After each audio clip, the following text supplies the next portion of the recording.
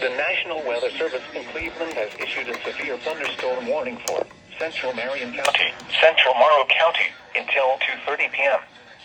At 1:38 p.m., a severe thunderstorm was located near Marion, moving east at 35 miles an hour. Hazard, 60 miles an hour wind gusts and quarter-size hail. Source, radar indicated. Impact, minor damage to vehicles is possible. Expect damage to trees and power lines. Locations impacted include Marion, Mount Gilead, Cardington, Prospect, Waldo, Caledonia, Edison, Fulton, and Iberia.